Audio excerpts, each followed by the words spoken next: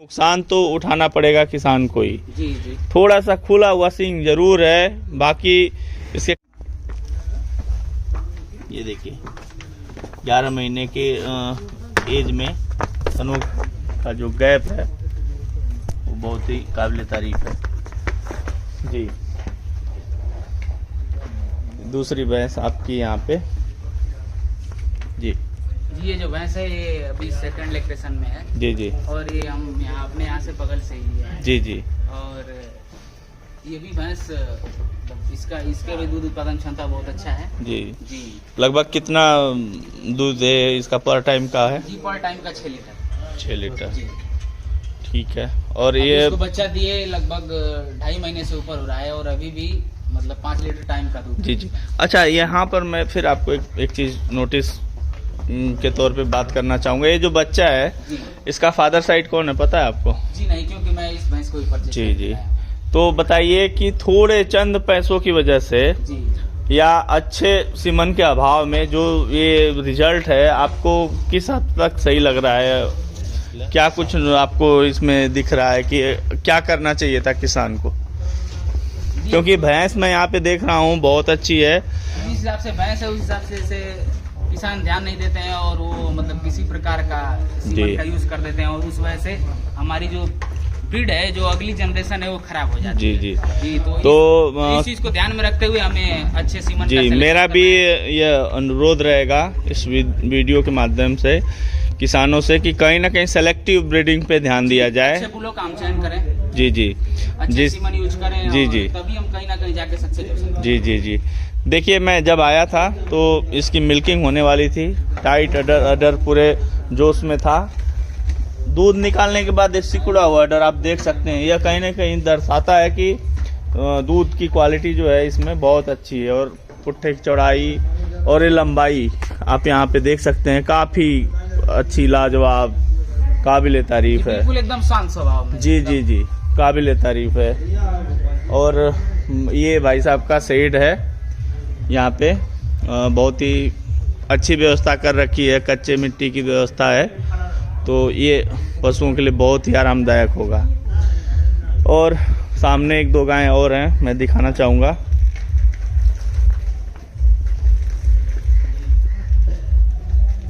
जी बताएं इस गाय के बारे में। जी ये जो गाय है ये हमारे अपने ये 4th लैक्टेशन में है। जी जी जी। और ये थोड़ा सा हाँ किस सबको अलाउ नहीं करती है। जी जी जी। नए लोगों को देख कर थोड़ा सा डर रही है। जी जी जी। बाकी और कोई प्रॉब्लम नहीं है, एकदम बिल्कुल ये भी अभी इसका दूध उत्पादन क्षमता कितनी है आपके पास? क्या किन परिस्थितियों में आप इनको लाए थे और अभी क्या कंडीशन है इनके? जी अभी हमने एक किसान से ली थी और इनकी परिस्थिति मतलब वही बहुत अच्छी नहीं थी जी। हाँ, और हम जब लाए थे तो लगभग इनकी दूध क्षमता 1 से 1.5 लीटर थी और अभी हमारे पास आके ये गाय बच्चा दी मतलब दोबारा। जी जी। और इस समय इनकी दूध क्षमता 14-15 लीटर है। जी। तो ऐसी गायों पे हमें अच्छे बुल का उपयोग करके और इनसे अच्छे जनरेशन को हमें आगे लेके जाना है। जी जी।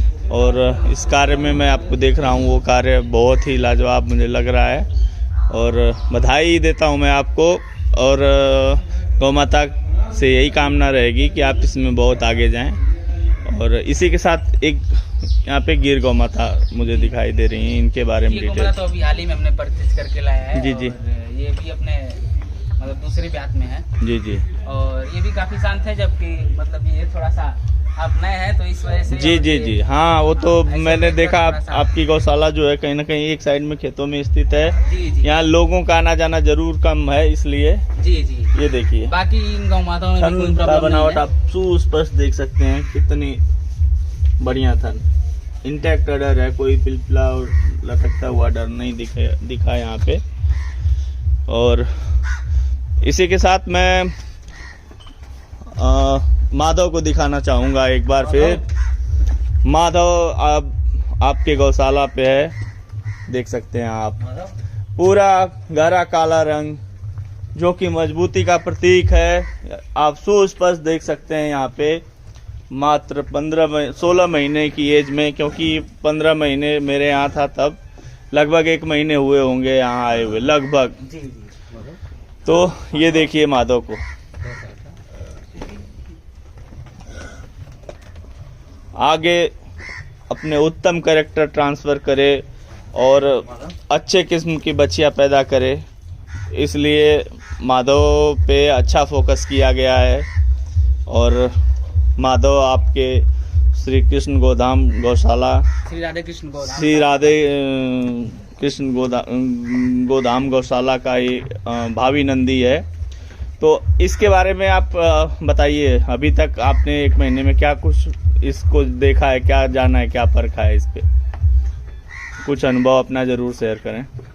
जी अभी तो मतलब अभी कुछ कहा नहीं जा सकता है। बाकी जो माधव ये काफी स्वभाव का अच्छा और एकदम शांत नंदी है जी। अच्छा, कैरेक्टर वाइज आप अगर मैच करेंगे तो इसको कहाँ पाते हैं?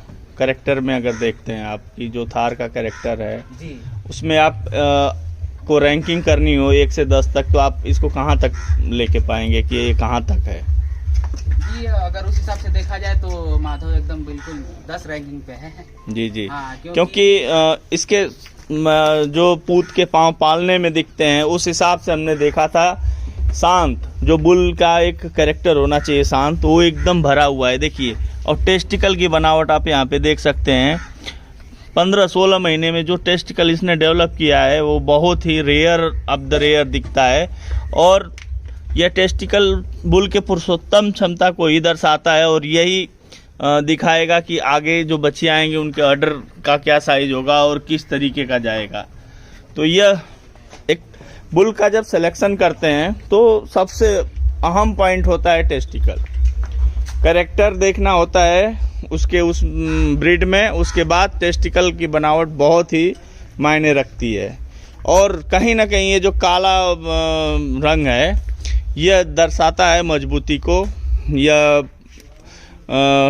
अब आप पीछे अगर जाएंगे राजीव भाई दीक्षित को सुनेंगे तो उन्होंने बार बार जोर दे के कहा था कि काला रंग जो है मजबूती का प्रतीक होता है। तो अपने कैरेक्टर में माधव को यहाँ पे देख सकते हैं, जो एग्रेशन एक बुल में होना चाहिए वो भरपूर भरा हुआ है और बहुत ही शांत है। एग्रेशन जरूर है लेकिन टक्कर मारना और परेशान करना इस तरीके का गुण इसमें नहीं है। ऐसा कोई स्वभाव नहीं जी, यह बचपन से हमने भी देखा है और आज हम फिर माधव से मिलने चले आए हम भी, तो आके आत्मा हमारी भी थोड़ी खुश हुई कि नहीं सही हाथों में है माधव। और भाई साहब और 1-2 चीज़ें आपसे जाननी थी जी।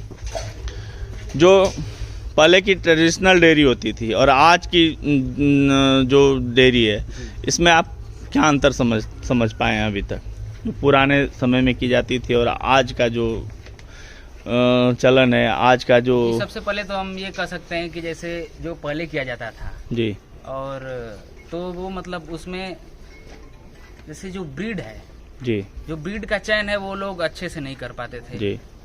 और कहीं ना कहीं आज भी है, लेकिन फिर भी अधिकांशतः इसका बेस्ट एग्जाम्पल मैं समझता हूँ गंगा तीरी नस्ल जी, जो कि इनब्रीडिंग का शिकार हुई, जी जिसको आज के डेट में कोई अपनाना नहीं चाहता है। जी जी। और मेरा एक प्रयास है आगे अच्छी गंगा तीरी के तलाश में मैं भी हूँ, जिसकी 2-3 पेडिग्री जो पीछे की ब्लड लाइन हो कम से कम प्योर मिले जी जी। और इनब्रीडिंग से बचाया जाए, ताकि क्योंकि गाय पूरे भारत में क्षेत्रीय परिवेश के हिसाब से गायें बटी हुई हैं जी, और उस हिसाब से उनका बॉडी स्ट्रक्चर बनावट उस हिसाब से उनकी मिल्क प्रोडक्शन कैपेसिटी और हर एक चीज़ बना हुआ है जी जी। तो कहीं ना कहीं ये भौगोलिक स्थिति परिस्थिति के हिसाब से भी भारत में करीब पहले 144 नस्ल थी देसी गायों में जी, जी। जो कि आज सिमट के 28-29 रह गई है। जी, जी। तो इस विषय में आप अपने यहाँ गाजीपुर के युवाओं से क्या कुछ संदेश देना चाहेंगे कि युवा आज जो बेकार घूम रहा है, नौकरी कर रहा है, उसके लिए आप क्या संदेश देना चाहते हैं? जी, ये मतलब जो हमारी जो आजकल के युवा हैं जी, जो जिनका रुझान मतलब आज तमाम देखा जा रहा है कि जो आजकल के युवा हैं उनका रुझान तमाम तरह के अराजक कार्यों में है। जी जी जी, तो मैं उन लोगों से अपील करना चाहूँगा कि थोड़ा सा उन कार्यों को अपना एक साइड करके उनको ख़त्म करके और जो हमारे देश हित में जो कार्य हैं जी, जैसे हमारे जो ये हमारी जो देसी गाय हैं जी जो जिनको जी मतलब जी, लोगों ने इनब्रीड करके खत्म कर दिया है जी, तो कहीं ना कहीं अगर युवा क्योंकि युवा ही किसी देश की तकदीर और तस्वीर बदल सकता है। और हमारे यहाँ युवा आज भटकाव की स्थिति में कहीं ना कहीं खड़ा है। जी जी, और युवाओं को नौकरी एक सिस्टम बना हुआ है कि शिक्षा लेनी है और हमें जाके किसी का नौकर बनना है जी, और उसी सर्कल में सारे लोग घूम रहे हैं। हाँ हाँ, तो उस सर्कल से बाहर भी आना है, देश हित में अच्छा करना है। और गौ माता जो कि हमारे सबके ऊपर सबका ऋण है, क्योंकि बचपन से बड़ा होने में माँ के साथ गौ का दूध जरूर पिया है आदमी ने, तो गौ माता का भी मतलब कहीं ना कहीं जैसे हम कह सकते हैं कि जैसे जी, हमारे जो युवा हैं वो जैसे देश के भविष्य हैं, जी, वैसे ही जो हमारी गाय हैं, जो देसी नस्ल की गाय हैं, जी, वो जी, भी हमारी भविष्य हैं। जी, अगर वो ना रहें तो फिर उसके बाद हमारी जिंदगी अधूरी है। जी जी जी जी, क्योंकि उनके बिना मतलब कुछ हो नहीं सकता है। तो इसी क्रम में हमारे साथ आए हैं हमारे डॉक्टर सुरेंद्र यादव जी। तो दो शब्द मैं आपसे भी जानना चाहूंगा देसी गौवंश पे। देखने वाले सभी दर्शकों को मेरे तरफ से शुभकामना, नमस्कार जी। अब इतनी सारे वीडियो में सारे बुलों को अलग अलग आप लोग देखे हैं। जी सारे गाय ये बुल है, इसके साथ साथ जो भी गाय हैं जी जी, जिस ब्रीड की हैं, क्रॉस हो, प्योर हो, मुर्रा हो, कटिया हो, उसके साथ साथ जो अपने सीमन का अपने यहाँ जो रिजल्ट आया था जी, वह अपने यदुवंशी गौशाला से आपके यहाँ इस समय श्री राधे कृष्ण गौधाम पे इस समय खड़े हैं।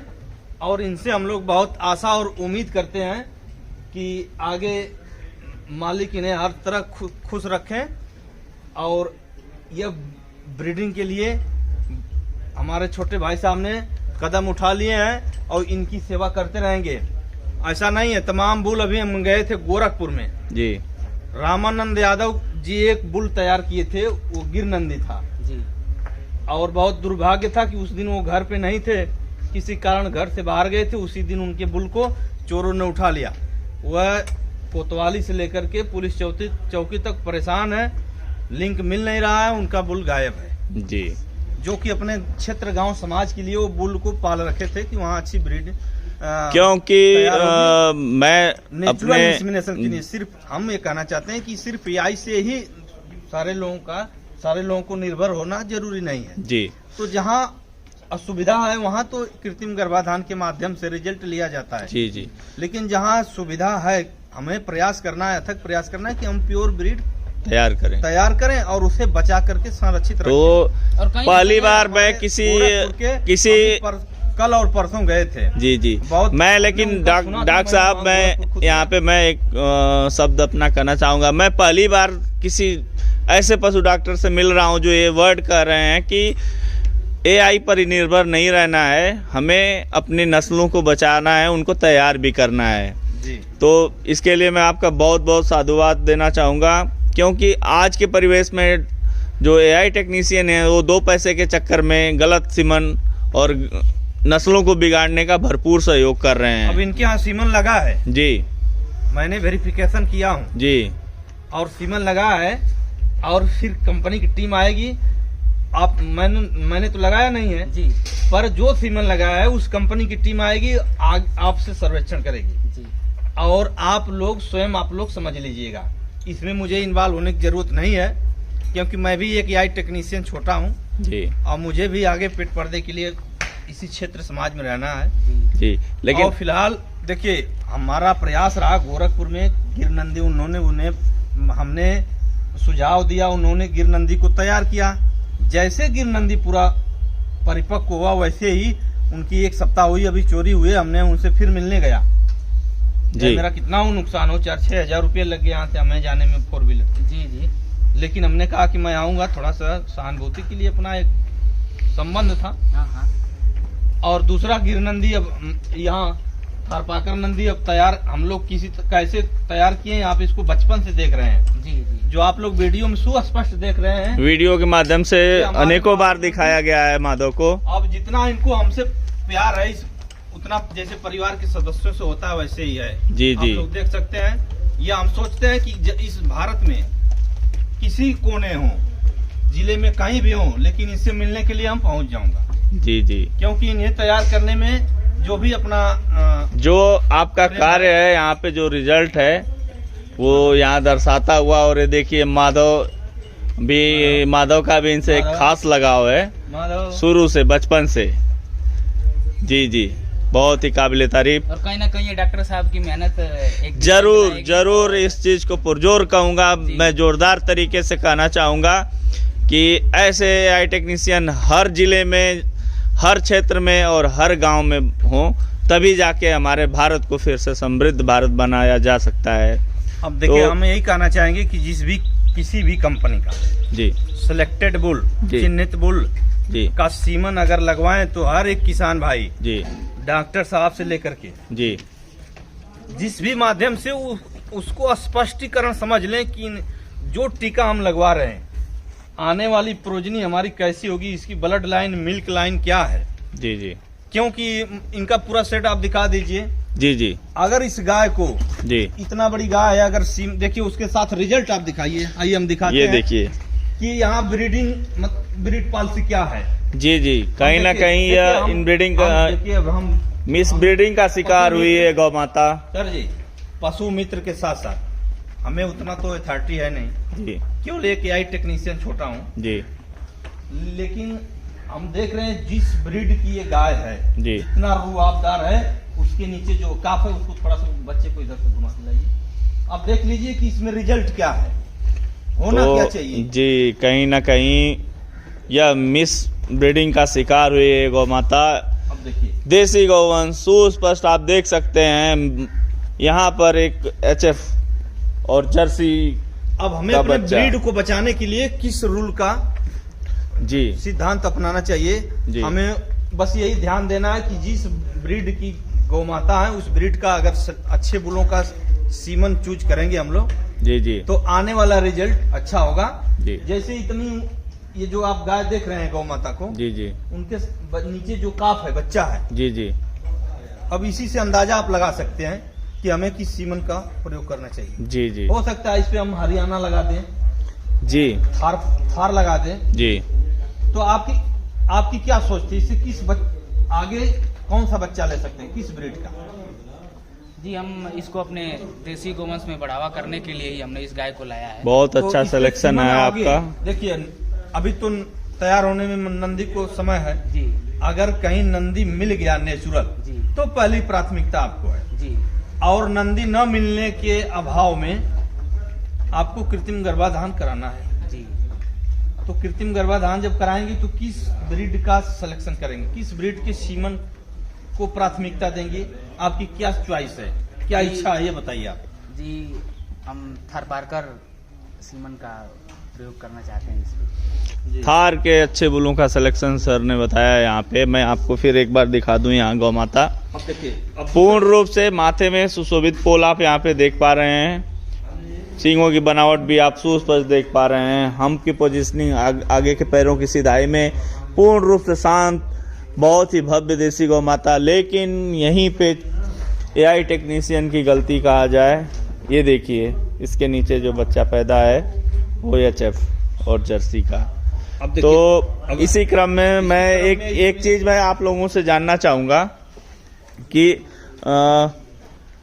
आगे डॉक्टर साहब, अगर आपसे कोई अपने ज़िले में, गाजीपुर या अगल बगल के ज़िलों में अगर संपर्क करे अच्छे सीमन के लिए, तो क्या आपके पास उपलब्ध हैं? हाँ जी। तो आप एक बार बखान करें आपके पास क्या क्या कुछ सीमन उपलब्ध हैं। और देखिए, हमारे पास जो रिजल्ट है 21,162 का जी के जी एनिमल सुपीरियर जेनेटिक्स के जी जो रिजल्ट है वो जी। सामने आप देखें। जी, एक बार आए, फिर एक बार मैं दिखाना चाहूँगा यहाँ पे। अब देखिए, हमारे SAG NDDB national dairy development board जी एनिमल सुपीरियर जेनेटिक्स के जो रिजल्ट है 21,162 का, जी जी और पुनः अभी उस गौ माता को उसी सीमन का प्रयोग होगा। जी ये फेजी में हमारे अच्छे बुल हैं। जी जी 21,162 है, 211 0841 21,105 जैसे मुर्रा में है जी प्रीमियम। जी जी 21,105 का रिजल्ट अच्छा आता है। देखिए मुर्रा उतना भारी भड़कम शरीर जी और उसका रिजल्ट आप देख रहे हैं जी कि हमें रिजल्ट कैसा चाहिए। जी जी अब 1 महीने की कटिया है सर, 11 11 महीने महीने की। अभी 11 महीने की कटिया है, लेकिन इसका कोई रिकॉर्ड पता है नहीं। जी जी तो फिर आगे की कड़ी में जब भी अगर कहीं नेचुरल बुल नहीं मिल पाते हैं नेचुरल इंसेमिनेशन कराने के लिए, तो आर्टिफिशियल के लिए भी हमें सिलेक्शन करना है कि एसएजी में कौन सा बुल सबसे उत्तम है। जी जी अगर उस बुल का सीमन प्रीमियम 21,105 जी अगर उसका हम चयन करेंगे, उसके साथ साथ और हरियाणा के बहुत सारे बुल हैं। जी हरियाणा में जो सबसे उत्तम ब्रीड के बुल मतलब मैं यहाँ पर वही रिपीट करना चाहूँगा कि जब भी सीमन यूज करें फुल्ली वेरिफिकेशन के बाद और हमेशा सेलेक्टिव ब्रीडिंग की तरफ झुकाव हो। जी। तो डॉक्टर साहब मैं आपसे आपका कांटेक्ट नंबर जरूर जानना चाहूँगा। आपसे अगर कोई कांटेक्ट करना चाहे अच्छे सीमन के लिए तो आपको किस नंबरों पर संपर्क करें? 78 जी 00 जी 24 जी 24 जी 25। जी फिर से बताना चाहता हूँ जी जरूर 78 00 जी 24 24 25। जी जी धन्यवाद डॉक्टर साहब। दूसरा अच्छा दूसरा नंबर भी जरूर बताएं आप। 9919 जी 34 जी 200 जी ये व्हाट्सएप नंबर है। जी जी 9919 और 34 अगर 203। आप पूरे दिन व्यस्त रहते हैं, अगर अपना आप एक फिक्स टाइम बताएं जिस टाइम में अगर आपसे कोई भाई बात करना चाहे या आपको कभी भी कॉल कर सकता है। शाम को जी, 6 से 9 तक। जी जी शाम को 6 बजे तो से भाइयों 9 बजे। डॉक्टर साहब से संपर्क करने के लिए आप इनके नंबरों पे 6 से 9 तक कॉल कर सकते हैं। बाकी आप व्हाट्सएप नंबर इनका अवेलेबल है, जो भी बात करना बाकी चाहें। जैसे अभी मैं हरियाणा पंजाब जाने वाला हूँ, जी जी अगर उधर से जो भी अच्छे सिलेक्टेड बुल हरियाणा गवर्नमेंट के होंगे जी जी कंपटीशन एसोसिएशन में, उसके भी सीमन उपलब्ध अपने जिले में आसपास कराएंगे, जी जी ताकि आने वाली जो ब्रीड है आप वीडियो के माध्यम से जी जी देखते रहेंगे कि कितना विकास हो रहा है। जी जी हम मुर्रा से लेकर के भारतीय गोवंश से लेकर के अपने पशुपालन में जो भी हमारे तरफ से सहयोग होगा जी जी वो हम करने के लिए तैयार हैं। जी। और ऐसे आप किसान भाइयों का अगर आशीर्वाद प्यार बना रहेगा जी जी तो कदमों से कदम मिला करके कंधों से कंधे मिला करके चलने का काम करेंगे। नमस्कार। चलिए धन्यवाद। तो यहाँ पे अंशुमान भाई आपका मैं फिर से एक बार तहे दिल से धन्यवाद करूँगा। जी जी देसी गौवंश पे आपका जो कार्य है अति सराहनीय है और इतना दूर से मैं भी चल के आया तो मुझे काफ़ी प्रसन्नता हुई। और यह कामना के साथ मैं इस वीडियो को विराम दूंगा कि आपका यह कार्य अच्छा चले और गौ माता का आशीर्वाद आपके ऊपर बना रहे और आप ऐसे ही देसी गौवंश को बचाते रहें और अच्छा उनकी सेवा करें। इसी के साथ वीडियो देखने वाले सभी मित्रों का धन्यवाद। जय हिंद, जय भारत, जय गौ माता।